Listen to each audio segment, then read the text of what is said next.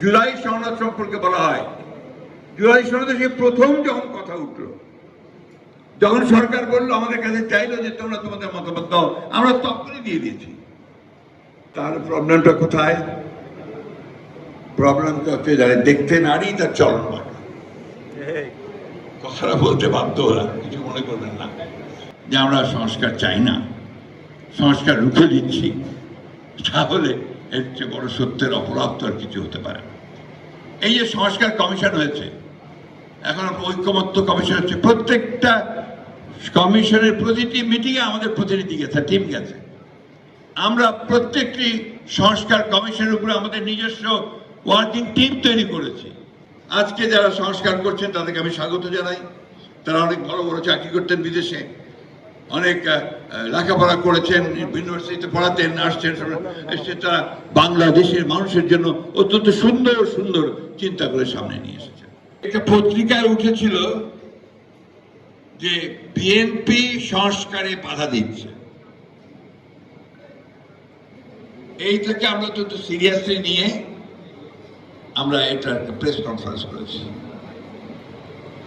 1975 সালে যখন আওয়ামী লীগ একদলীয় শাসন ব্যবস্থা বাকশাল প্রতিষ্ঠা করে, তারপরে পট পরিবর্তনের পরে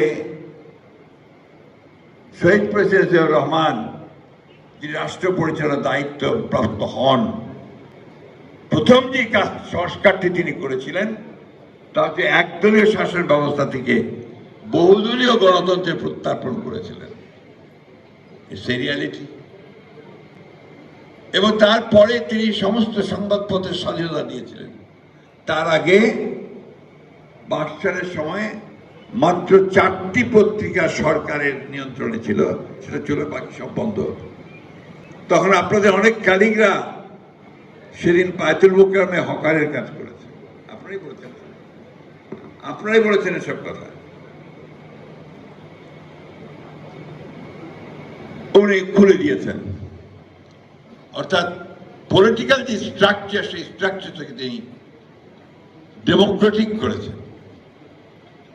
অন্যদিকে অর্থনীতিতে, যে অর্থনীতিকে শেখ মুজিব বাকশালী কায়দায় ক্লোজড ইকোনমিতে পরিণত করেছিল এবং শুধুমাত্র তার বসংগত লোকেরা সেই অর্থনীতির সুবিধা ভোগ করছিল, এত ভয়াবহ হয়েছিল যে সেদিন দুর্ভিক্ষ হয়েছিল। এবং অমর্ত্য সেন তার বইতে লিখেছেন এই দুর্ভিক্ষ ছিল মানব সৃষ্ট। ইত্তেফাক পত্রিকায় ছাপা হয়েছিল বাসন্তীর ছবি একটা জাল দিয়ে জড়ানো। এগুলো সব পুরনো, বলতে বাধ্য ভাব।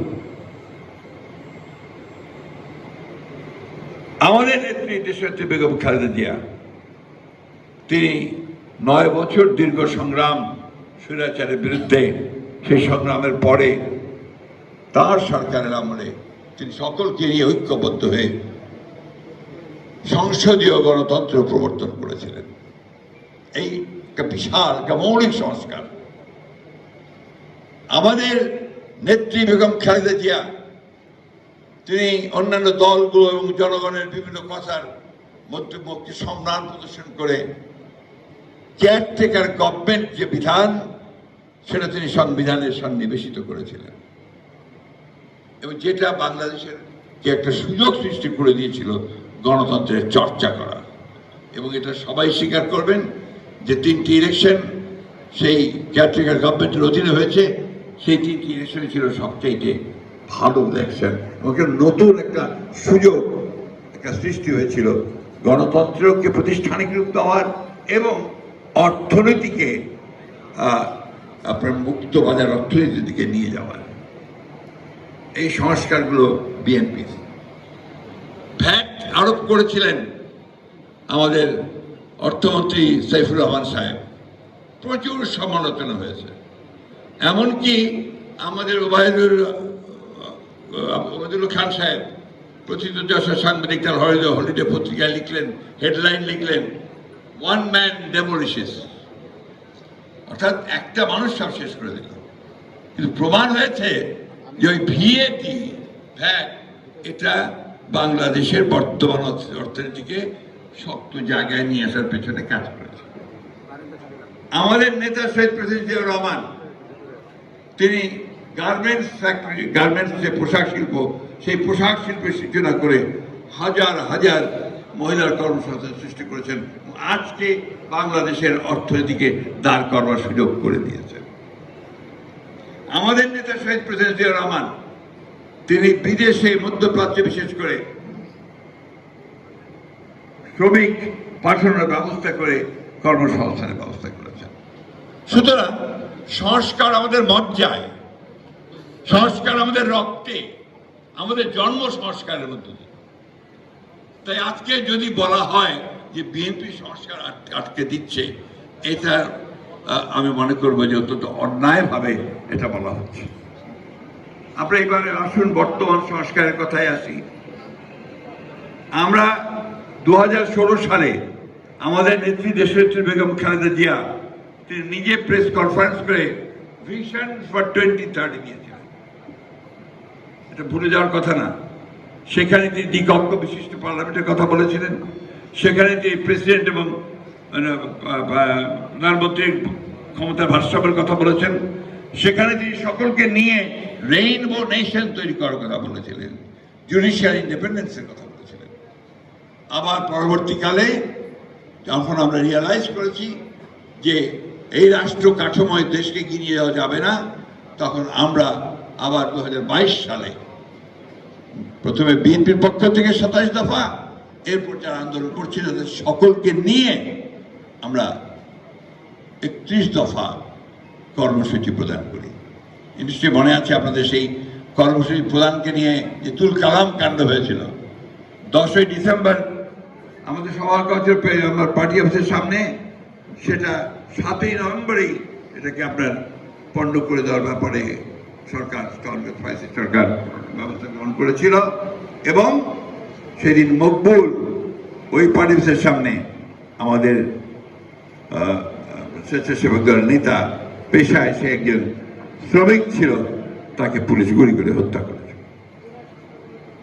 এরকম অসংখ্য ঘটনা, যে ঘটনাগুলোর মধ্য দিয়ে আমরা বাংলাদেশের রাজনৈতিক কাঠামো, রাষ্ট্র কাঠামো এবং অর্থনৈতিক কাঠামোকে পরিবর্তন করবার সমস্ত প্রস্তাবগুলো সামনে নিয়ে এসেছি। সেই দলকে যদি আপনারা বলেন যে আমরা সংস্কার চাই না, সংস্কার রুখে দিচ্ছি, তাহলে এর চেয়ে বড় সত্যের অপরাধ তো আর কিছু হতে পারে না। এই যে সংস্কার কমিশন হয়েছে, এখন ঐকমত্য কমিশন হচ্ছে, প্রত্যেকটা কমিশনের প্রতিটি মিটিংয়ে আমাদের প্রতিনিধি গেছে, টিম গেছে।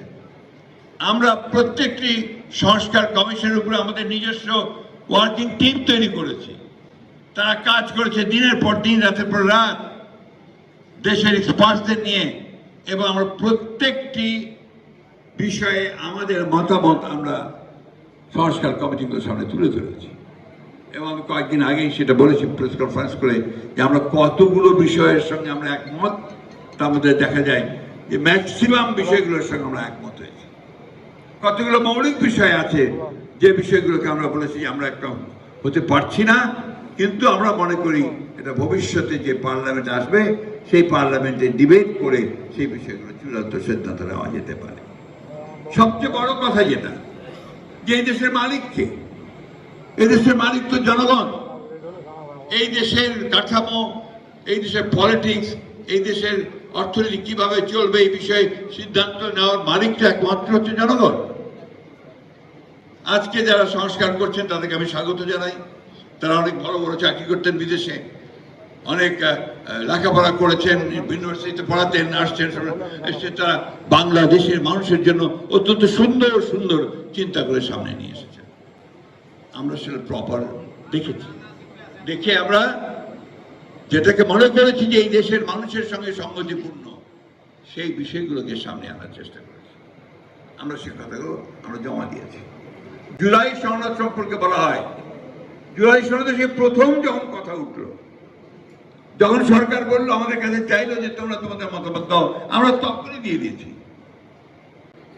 এরপরে এখন আবার কয়েকদিন আগে সরকারের তরফ থেকে আমাদের কাছে মতামত চাওয়া হয়েছে, আমরা গতকাল রাত্রে সেই মতামত পুরো দিয়ে দিয়েছি। তার প্রবলেমটা কোথায়? প্রবলেমটা হচ্ছে যারা দেখতে নারী তার চলন বর্ণ। কথাটা বলতে বাধ্য হলাম, কিছু মনে করবেন না।